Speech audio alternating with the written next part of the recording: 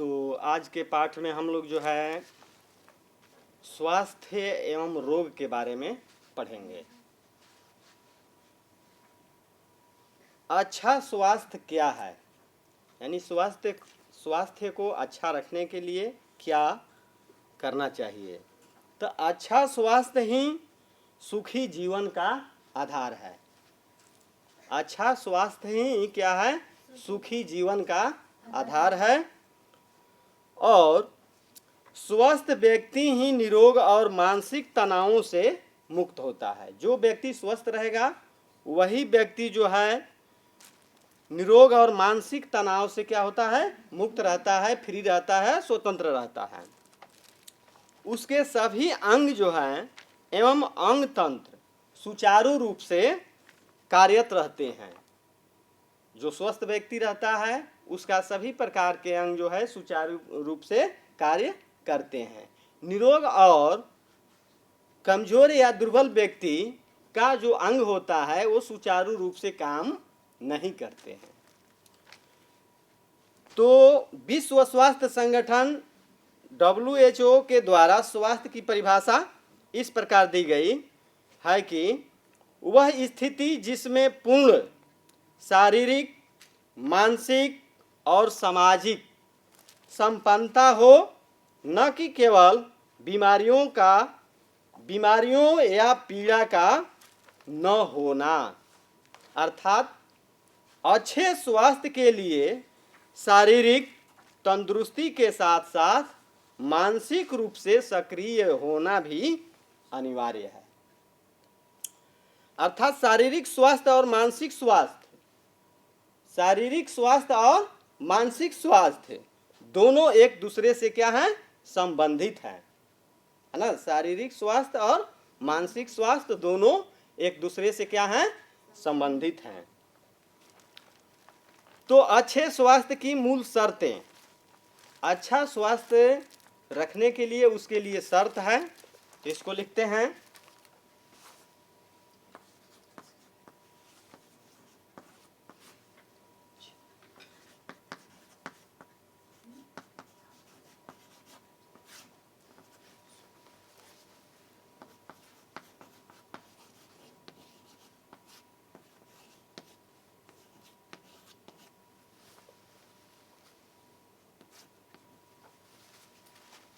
पहला शर्त है संतुलित आहार।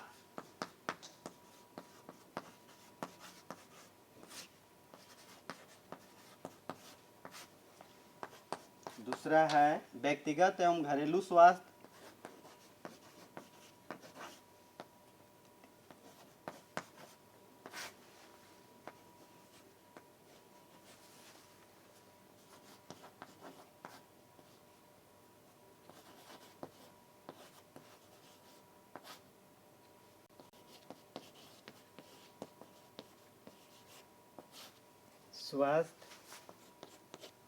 तीसरा है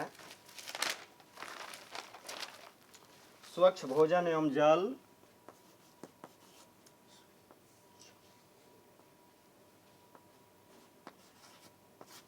स्वच्छ भोजन एवं जल। चौथा है शुद्ध एवं स्वच्छ हवा।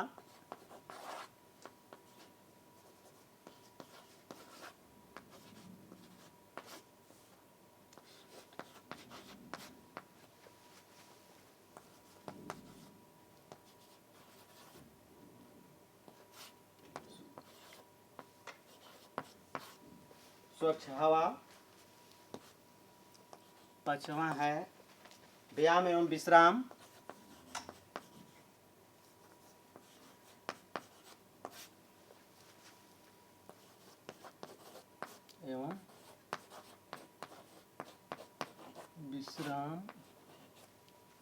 छठवां है दुर्व्यसन का न होना।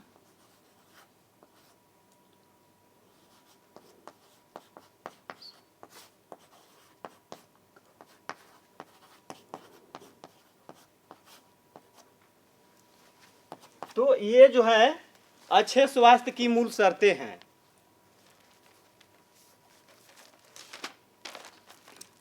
संतुलित आहार, किसी व्यक्ति के अच्छे स्वास्थ्य की पहली शर्त है संतुलित आहार उसको मिलना चाहिए। और संतुलित आहार अर्थात ऐसा आहार जिसमें सभी पोषक तत्व, जैसे उसमें क्या क्या चीज़ होना चाहिए, कार्बोहाइड्रेट, वसा, प्रोटीन, खनिज और विटामिन समुचित मात्रा में उपलब्ध होना चाहिए। उस भोजन में ये सब चीज़ें जो है समुचित मात्रा में होनी चाहिए। दूसरा, व्यक्तिगत एवं घरेलू स्वास्थ्य। ये जो है व्यक्तिगत और घरेलू स्तरों पर स्वच्छता भी स्वस्थ रहने की महत्वपूर्ण मूल शर्तों में एक है। ये जो है हमें प्रतिदिन स्नान करना चाहिए। इसमें आता है हमें क्या करना चाहिए, प्रतिदिन स्नान करना चाहिए और साफ कपड़े पहनना चाहिए। यदि कपड़े साफ और शरीर स्वस्थ न हो तो इनकी गंदगी सूक्ष्म जीवों को केवल उत्पन्न करती है। अगर हम लोगों का कपड़ा साफ सुथरा नहीं रहेगा तो ये कपड़ा से जो है उसमें से सूक्ष्म जीव उत्पन्न होंगे। वो सूक्ष्म जीव जो हैं हमारे शरीर में रोग उत्पन्न करेंगे। और जो है खाने के बाद दांतों को क्या करते हैं, साफ करते हैं, क्योंकि इसमें खाने के बाद जो है अन्न के टुकड़े फंस जाते हैं। इसलिए खाने के बाद और खाने से पहले जो है मुंह को सफाई करना चाहिए।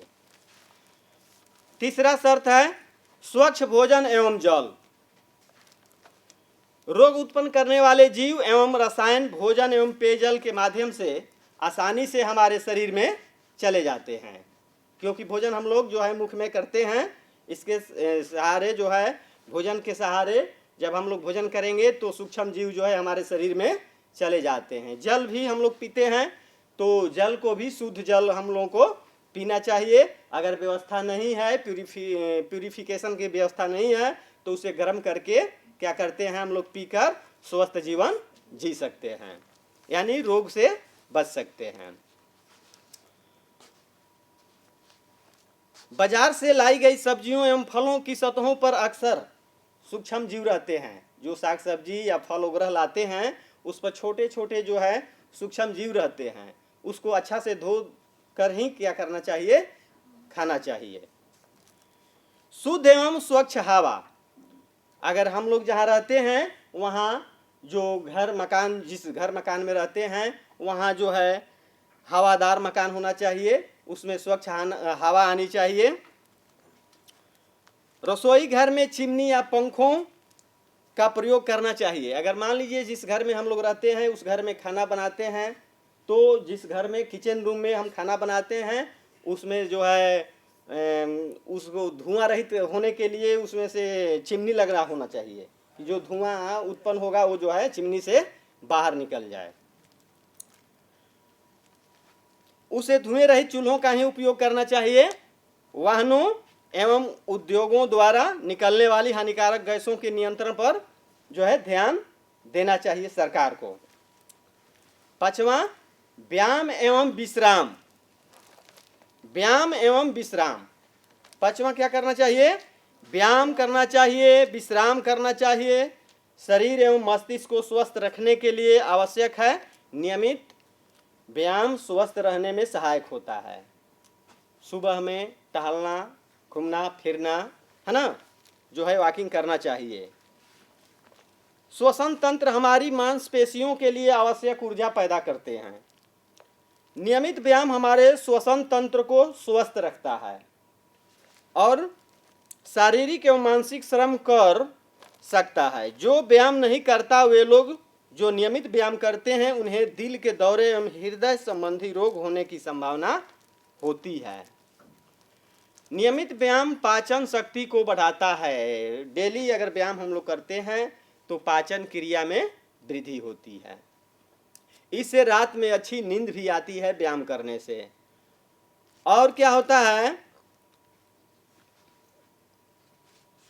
उम्र, स्वास्थ्य और पेशा पर निर्भर करता है। उदाहरण के लिए एक बच्चा जो रोज बाहर खेलता है एवं मजदूर को एक ऐसे व्यक्ति से जो अपना ज़्यादा समय अपनी मेज पर व्यतीत करता है से कम व्यायाम करने की ज़रूरत है। जो बच्चा डेली खेल रहा है उसका तो व्यायाम हो ही रहा है, लेकिन एक केवल व्यक्ति जो है वो मेज पर केवल बैठकर पड़े रहता है या कुर्सी पर बैठे रहता है।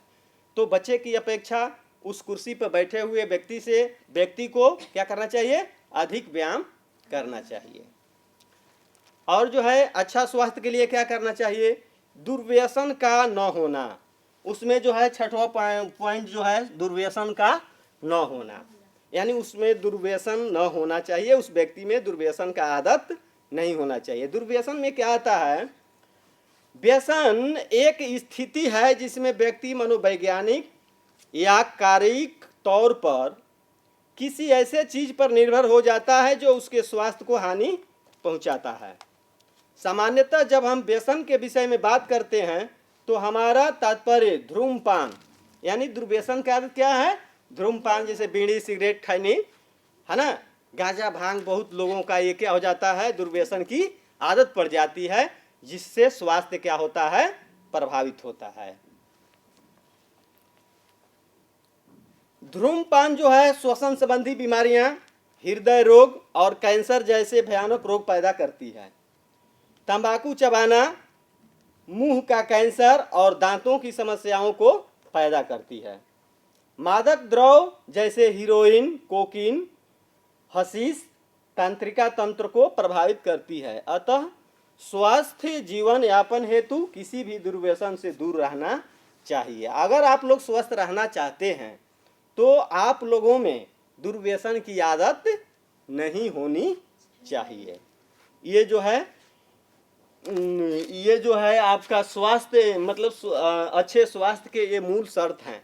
ये अगर आप नहीं करते हैं, संतुलित आहार लेते हैं, व्यक्तिगत एवं घरेलू स्वास्थ्य में मतलब कि कुछ करते हैं, स्वच्छ भोजन एवं जल का यूज करते हैं, और जो है शुद्ध एवं स्वच्छ हवा आपको मिलता है, व्यायाम एवं विश्राम, व्यायाम करते हैं और आराम करते हैं, दुर्व्यसन का न होना, ये आप में ये चीजें अगर है तो आप जो है स्वस्थ रहेंगे। इसके बाद हम लोग देखते हैं कि रोग, मानव रोग क्या है। रोग एक असामान्य शारीरिक स्थिति है जिसमें शारीरिक अंग या अंग तंत्र सामान्य रूप से कार्य नहीं कर पाते हैं। जो शारीरिक अंग है वो नियमित कार्य नहीं कर पाते हैं। उदाहरण के लिए गाठिया रोग के नाम आप लोग सुने होंगे। संधि शोथ शरीर के जोड़ों को प्रभावित करते हैं। गाठिया जो होता है, जोड़ों में सूजन हो जाता है, जिससे व्यक्ति को चलने फिरने में बहुत परेशानी होती है, गाठिया रोग उसको बोलते हैं। अर्थराइटिस उसको अंग्रेजी में कहते हैं, है ना। तो ये जो है अर्थराइटिस से व्यक्ति को चलने फिरने में बहुत परेशानी होती है। जैसे हाथ पैर जोड़ में दर्द रहता है, इस कारण से वे सामान्य रूप से कार्य नहीं कर पाते हैं। हैजा या कोलेरा, क्षय रोग या टीबी, मलेरिया, टाइफाइड, चेचक, डायरिया आदि मानव रोगों के कुछ क्या है, उदाहरण है। ये सब क्या है, मानव रोगों के उदाहरण है। ये सब रोगे मानव में होता है। रोग लक्षण तथा रोगों के सामान्य चिन्ह। वैसे संकेत जो शारीरिक अंगों के सामान्य कार्य न करने से मिलते हैं तथा जिसे केवल रोगी ही महसूस कर सकता है, रोग लक्षण कहलाता है। रोग लक्षण क्या कहलाता है, रोग के लक्षण को हम लोग जो है अनुभव नहीं कर सकते, उसको मतलब कि केवल रोगी अनुभव करता है ना, उसका रोगी ही अनुभव करता है, वही रोगी महसूस कर सकता है रोग लक्षण। उदाहरणार्थ में दिया है, गले या पेट में दर्द होना, चक्कर आना केवल रोगी ही महसूस कर पाते हैं। रोगी को स्वयं एवं संकेतों को चिकित्सक को बताना होता है। चिकित्सक इन्हें देख नहीं पाते हैं। मिर्गी का दौरा कैसे पड़ा, ये जो है डॉक्टर नहीं देख पाते हैं। इसका अनुभव कौन बताता है, जो पेशेंट होता है वही बताता है। रोग लक्षण मात्र इस बात के संकेत होते हैं व्यक्ति किस रोग से ग्रसित है, ये रोग के प्रकार को इंगित नहीं करते हैं। जैसे अगर कोई व्यक्ति शरीर में दर्द होने की शिकायत करता है तब वह मलेरिया या समान सर्दी जैसे रोगों से पीड़ित हो सकता है। तो हम लोग जो है देखते हैं कि उसको कंपकपी जैसा बुखार के साथ जो उसका शरीर कांपने लगा, उसको ज़्यादा सिहरावन या ठंड लगने लगा, तो हम लोग समझते हैं कि उसको क्या हो गया है, मलेरिया बुखार हो गया है।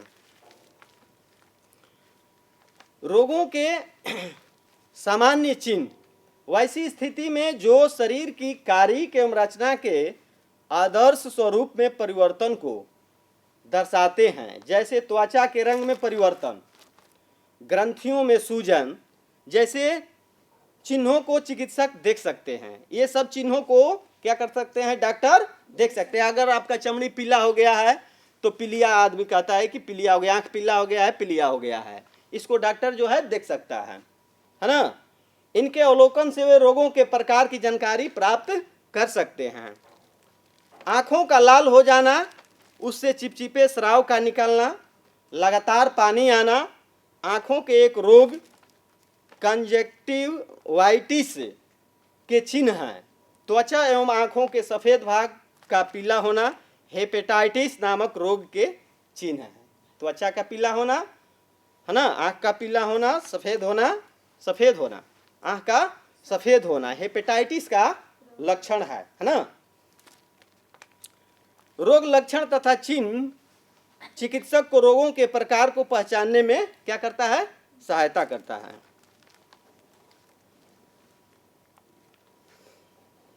तो जैसे पेशाब, पैखाना तथा रक्त की जांच एक्सरे तथा अल्ट्रासाउंड आदि के द्वारा किया जाता है।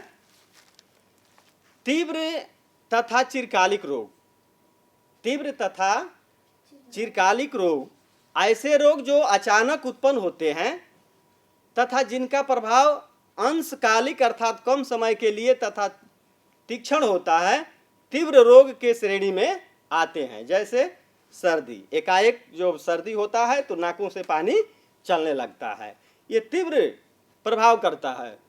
इस रोग को तीव्र तथा चिरकालिक रोग कहते हैं। इन्फ्लुएंजा, मलेरिया, हैजा या कोलेरा इसी श्रेणी के रोग हैं। ये उपचार के बाद इन रोगों के लक्षण बहुत दिनों तक नहीं दिखते हैं। जैसे इन्फ्लुएंजा से ग्रसित रोगी को अन्य लक्षणों के साथ साथ बदन में दर्द तथा बुखार आता है, परंतु ये लक्षण अंशकालिक अर्थात कम समय तक ही रहते हैं। कोलेरा हुआ 1-2 दिन में वो क्या हो गया, उसका लक्षण सब समाप्त हो गया, वो रोगी फिट हो गया। इसके बाद हम लोग देखते हैं रोगों के प्रकार एवं कारण। रोगों के प्रकार को 2 बृहद समूहों में बांटा जा सकता है। पहला समूह है शरीर के आंतरिक कारकों से होने वाले रोग, और दूसरा है बाह्य कारकों या बाहरी कारणों से होने वाले रोग। आंतरिक कारक तथा उनसे होने वाले रोग जो हैं, रोग के आंतरिक कारक ऐसे कारक होते हैं जो शारीरिक रचना या शारीरिक क्रियाओं के दोषों के कारण होता है, यानी शारीरिक क्रियाओं के दोषों के कारण स्वास्थ्य को प्रभावित करते हैं। कुछ प्रमुख आंतरिक कारक आनुवंशिक, क्या होता है कि माता पिता से वो गुण जो है बच्चों में आता है, आनुवंशिक। कई प्रकार के अंग दोष बच्चों को जन्म काल से अपने माता पिता से प्राप्त होते हैं। ऐसे रोग वंशानुगत होते हैं। ऐसा रोग क्या होते हैं, वंशानुगत, अपने पिता से पाया हुआ, अपने वंशज से पाया हुआ रोग उसको मुफ्त में मिलता है, वो वंशाक्रम रोग है। अर्थात माता पिता से उनकी संतानों में पीढ़ी दर पीढ़ी पहुंचते हैं। ऐसे रोग को आनुवंशिक रोग कहते हैं। दूसरा, हार्मोन की गड़बड़ी। हार्मोन हमारे शरीर में होने वाली विभिन्न क्रियाओं के संचालन के लिए आवश्यक होते हैं।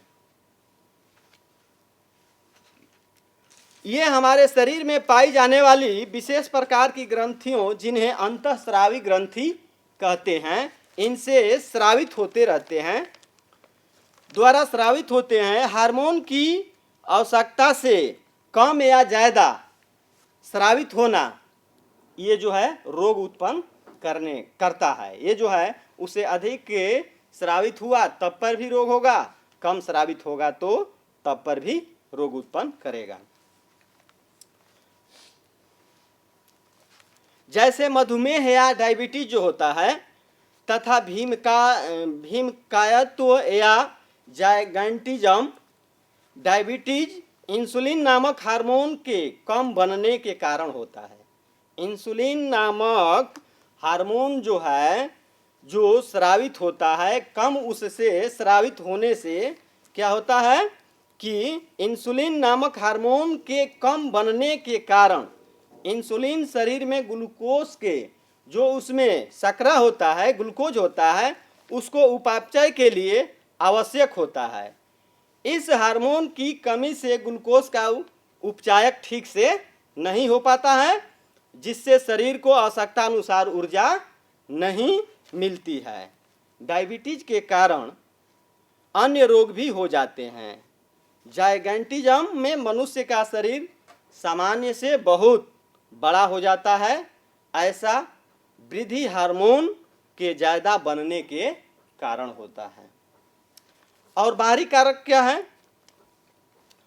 बाहरी कारक तथा उनसे होने वाले रोग जो हैं, वह ये कारक ऐसे कारक हैं जो स्वास्थ्य को बाहरी अभिकर्ताओं द्वारा, यानी जो स्वास्थ्य को बाहरी अभिकर्ताओं द्वारा प्रभावित कर रोग उत्पन्न करते हैं।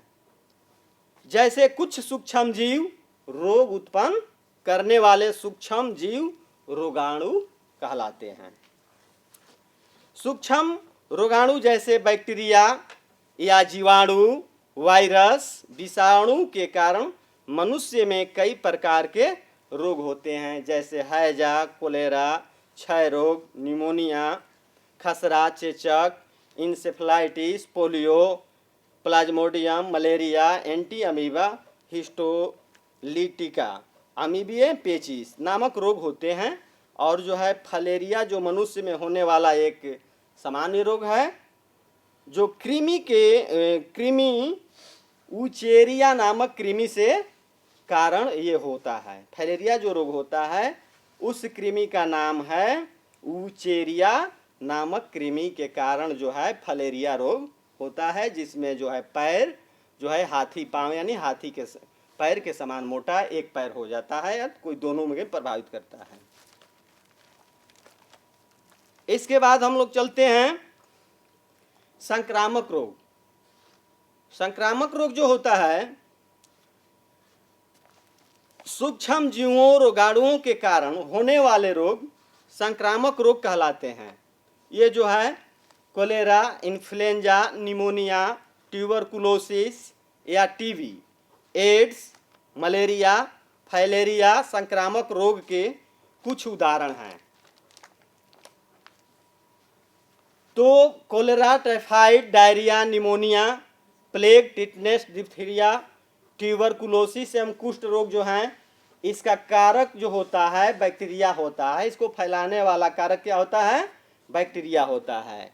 AIDS, rabies, diarrhoea, hepatitis, influenza, चेचक, डेंगू, ज्वर, पीला बुखार, इंसेफ्लाइटिस, हर्पिस, ये जो है वायरस के कारण इनको फैलाने वाला, इसका वाहक जो होता है, इसका कारक जो होता है वायरस होता है। ये वायरस के द्वारा ये सब रोग होते हैं। AIDS, rabies, diarrhoea, hepatitis, influenza, चेचक, है ना, डेंगू, ज्वर, पीला बुखार, इंसेफ्लाइटिस, हर्पिस जो रोग होता है वायरस के कारण होता है। चर्म रोग, भोजन विषाक्तन आदि जो होता है, इसका कारक जो होता है फंजाई नामक रोगाणु होता है, इसको फैलाने वाला। मलेरिया, डायरिया, अमीबा, पेचिस, कालाजार, जियार्डियक्ता, निद्रा रोग, ये जो है इसका फैलाने वाला प्रोटोजोआ होता है। प्रोटोजोआ के कारण ये रोग फैलता है। फाइलेरिया टीनियसिस, हाथी रोग, ये जो है कृमि के द्वारा ये जो है फैलता है। ये तो संक्रामक रोग थे। और अब हम लोग देखते हैं असंक्रामक रोग, ऐसे रोग जो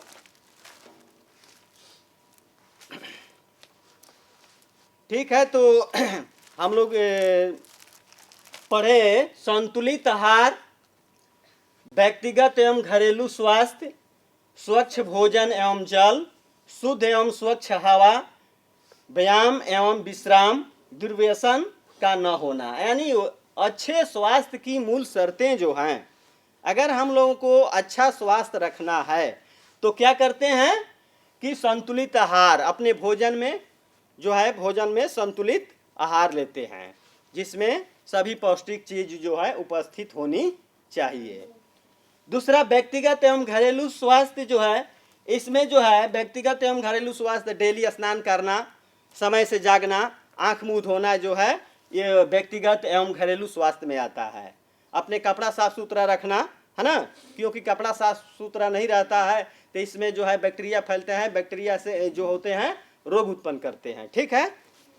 और जो है स्वच्छ भोजन एवं जल, जो हम लोग भोजन यूज करते हैं वो स्वच्छ यानी साफ सुथरा होना चाहिए, अच्छी से धो कर साफ करके ही उसको पकाना होना चाहिए, ढक कर रखा होना चाहिए। अन्यथा भोजन से, अगर भोजन साफ सुथरा नहीं रहेगा, भोजन और जल जो है शुद्ध नहीं रहेगा, उसको हम यूज करेंगे तो डायरेक्ट हमारे शरीर में जो है बैक्टीरिया चले जाते हैं, उसके साथ जो है हमारे शरीर में रोग को उत्पन्न करते हैं। और जो है शुद्ध एवं स्वच्छ हवा, जिस रूम में रहते हैं उस रूम में स्वच्छ हवा आनी चाहिए, है ना, साफ सुथरा होना चाहिए, वहाँ कचरा नहीं होना चाहिए, अगल बगल में पानी के गड्ढे नहीं होना चाहिए, जिससे मच्छर वगैरह जो फैलते हैं पानी के गड्ढे वगैरह से। इसके बाद में व्यायाम एवं विश्राम, तो नियमित हम लोगों को क्या करना चाहिए, व्यायाम करना चाहिए और जो है विश्राम, आराम भी करना चाहिए। यानी उतना अधिक हार्ड कठिन परिश्रम उतना भी नहीं करना है जिससे हमारा स्वास्थ्य प्रभावित हो। पांचवा है दुर्व्यसन का न होना। दुर्व्यसन का न होना हमारे लिए जो है स्वास्थ्य के लिए नहीं होना चाहिए, क्योंकि दुर्व्यसन से जैसे बीड़ी सिगरेट गांजा भांग वो लोग जो है उनकी आदत हो जाती है, जिससे क्या होता है कि गुटखा वगैरह खाते हैं लोग तो उससे जो है मुंह का कैंसर होता है, दांत जो है खराब हो जाता है, बहुत से रोग हो जाते हैं। तंबाकू के सेवन करने से जो है कैंसर वगैरह से रोग हो जाता है, इसलिए जो है दुर्व्यसन का न होना चाहिए। तो संक्रामक रोग जो होते हैं वो जो है हवा और जो है हवा से भी फैलते हैं। जैसे किसी, मान लीजिए टीबी जो है, टीबी किसी को हुआ है, जो सांस लेते समय या छींकते समय उसका जो बैक्टीरिया है हवा में फैल गया, और हवा में फैल गया, जब हम लोग सांस लेते हैं तो हम लोग में भी क्या करता है, प्रवेश कर जाता है। इस तरह जो है हम लोग अच्छे स्वास्थ्य की मूल शर्तें के बारे में पढ़े। आगे हम लोग जो है